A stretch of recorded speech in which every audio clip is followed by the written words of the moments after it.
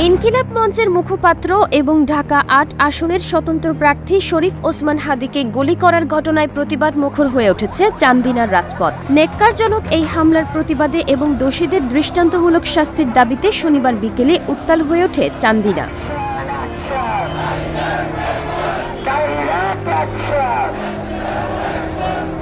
কেন্দ্রীয় কর্মসূচির অংশ হিসেবে চান্দিনা উপজেলা বিএনপির সভাপতি আতিকুল আলম শাওনের নেতৃত্বে বিশাল এক বিক্ষোভ মিছিল এবং সমাবেশ অনুষ্ঠিত হয়েছে। শনিবার বিকেলে চান্দিনা পাইলট উচ্চ বিদ্যালয়ের মাঠ থেকে মিছিলটি শুরু হয়।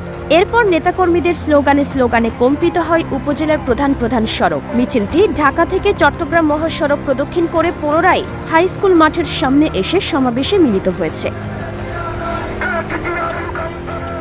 সমাবেশে প্রধান বক্তা হিসেবে বক্তব্য রেখেছেন আতিকুল আলম শাওন। তিনি অবিলম্বে হামলাকারীদের গ্রেফতারের দাবি জানিয়েছেন। মিছিলে পৌর বিএনপি, যুবদল, স্বেচ্ছাসেবক দল এবং ছাত্রদল সহ অঙ্গ ও সহযোগী সংগঠনের বিপুল সংখ্যক নেতাকর্মী অংশ নিয়েছেন।